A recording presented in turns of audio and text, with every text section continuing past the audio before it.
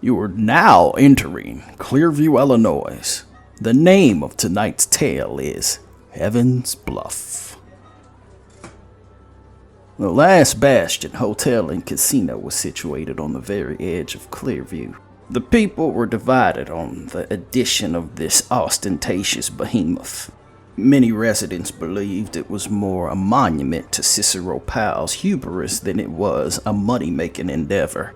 Whatever the reason the Last Bastion was in Clearview, it was there, and it was a shot in the arm for a small suburb that may have just died off and faded into obscurity, like so many other now nameless suburbs that faded away into obscurity. Loriel walked into the casino in her sparkling black dress that hugged her curves and brought attention to the already obvious gifts that God had given her. This place was massive and had all the hidden geometry of an ancient pyramid hidden amongst the trappings of modern design. Loriel smiled, quite a bit even when she didn't know if anyone was watching, because she knew a woman with her caliber of beauty always had eyes on her. She wandered around a bit, casing the place more than exploring. She didn't suspect she'd have to make a quick getaway. But then again, it was always a good idea to be aware of your exits, just in case you did. She gave off the aesthetic of that of a helpless, vapid airhead. So if she moved with too much confidence, it would sour the effect. She found her way into the poker rooms. She looked past the small-time games to those in the back that were hidden to the public. There were doors veiled in black velvet with a sentry standing watch. This was the type of thing she was looking for. The big man stopped her regardless of her blinding beauty. "Ma'am, these tables are for higher stakes," he said to Loriel. "Oh, really? Well, I've been playing online and I've gotten really good," she insisted, playfully, but in a way that downplayed any true skill. She tried to make it all seem like a joke to her. The sentry smiled, but when he spoke again, his words seemed to come more from a place of honest concern than from agitation or protecting the casino's interests. "Ma'am, these games start at $1,000. "Oh, really? Then I should have enough to start. Is 10,000 good?" The sentry looked Loriel up and down as if appraising her worth.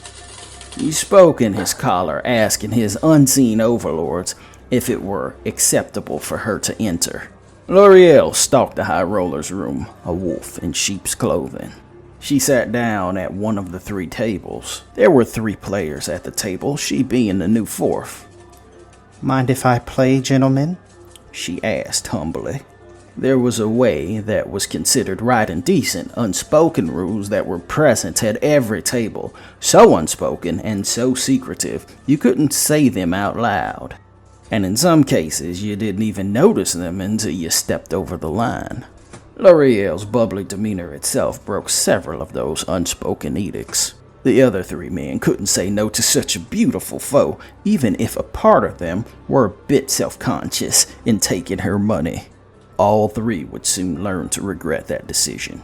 Behind those ditzy eyes were that of an apex predator. Her face was an unreadable mask. She seemed to have such an insight into human nature, it was as if she were in your head. One by one, these players cleared out from the table. Loriel had a mound of chips piled in her wake like a dragon's horde. When she thought there weren't any others to challenge her, someone slid in from the black velvet curtain. It was a woman of beauty herself, perhaps even a rival to Loriel's. She wore black bell-bottoms that flowed like a dress, a stylish V-cut black top, along with a wide-brimmed black hat. She smoked a cigarette from a holder. "May I sit?" she asked Loriel. Loriel smiled and nodded politely. Through the haze of smoke she sat. The charms and necklaces around her neck jingled ever so slightly. Once she was situated, a man appeared from the ether and placed 3 stacks of chips to her right side. "I see you have amassed quite a fortune," said the mystery woman. "I have. I'm Loriel," said Loriel. "I'm Lovette," said the woman in the hat. Shall we get started so we can see who we are? Said Lavette, tossing in 10K in chips. Loriel pushed her 10K onto the table. The nearly invisible and anonymous dealer spit out cards. Are you from Clearview? Asked Lavette. No, but I do tend to find reasons to be from time to time, answered Loriel. Same, mirrored Lavette while modestly anteing up. Where are you from, if I may be so bold? Lavette went on to say, leaning in slightly to show interest. Loriel assessed her every move. Most people were rather easy to read. For her, open books, but Lavette was different, enigmatic in a way that defied explanation. I'm from very far away. You may never have heard of it, Loriel answered. Try me. I'm very well traveled. Loriel hesitated for a microsecond, which gave Lavette a tidbit of information. She was using her answer as a baseline, the same as someone operating a lie detector. From Sweden, said Loriel. Lavette chuckled.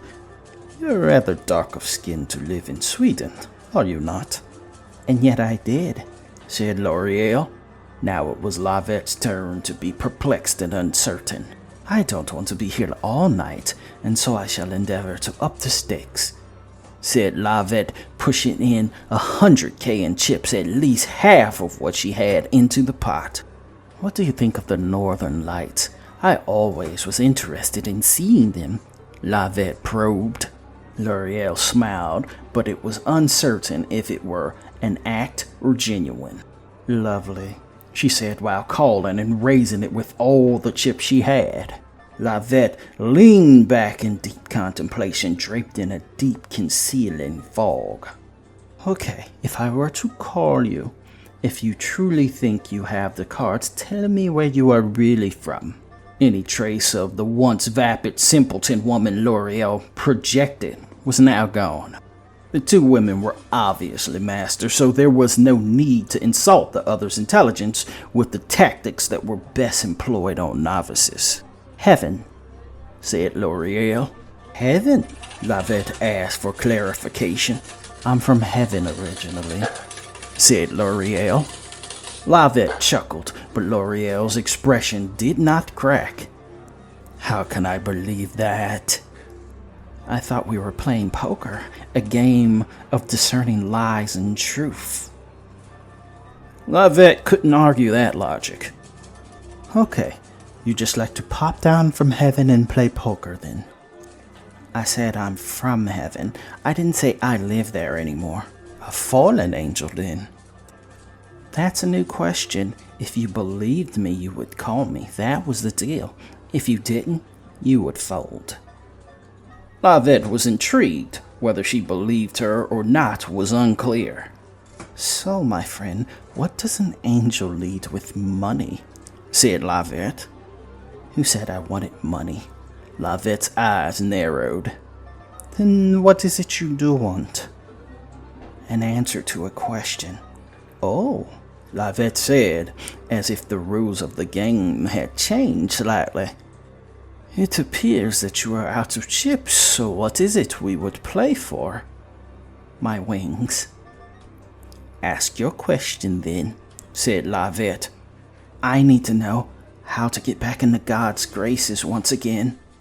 I typically do not operate in questions so abstract, but for your grace, I'll cover that bit. What is the riddle, Sphinx? Said Loriel to Lavette. Lavette presented her cards that were face down on the table. That is your riddle. Do I have the cards or do I not? I thought it would be more of brain teasers or trivia question. I set the rules. My riddles can be whatever I'd like. Do I have the cards or not? Lavette leaned back into the shadow, analyzing her opponent. Each creature glimpsed the other's soul for hidden meaning. You can always walk away having only lost money, said Lavette. Loriel rubbed her chin in thought. She stood as if she were about to push away from the table, but instead she flipped her cards. I have 2 kings, and I believe you have nothing, said Loriel. Lavette smiled and flipped her cards. They were one pair of threes. She clapped softly. "My answer?" said Loriel, requesting her prize. "There is only one answer, but I think you knew it all along. Beg, pray for forgiveness." Loriel turned to leave, quite unsatisfied with that answer. She began to push the veiled black curtain away to exit. "Say, how did you know that I had nothing?" asked Lavette. Loriel smiled and said, "There's only one answer. Faith," she said as she pulled back the curtain and was enveloped in a blinding light produced from the collected rays of neon. You're now exiting Clearview, Illinois city limits. Hope you enjoyed the trip.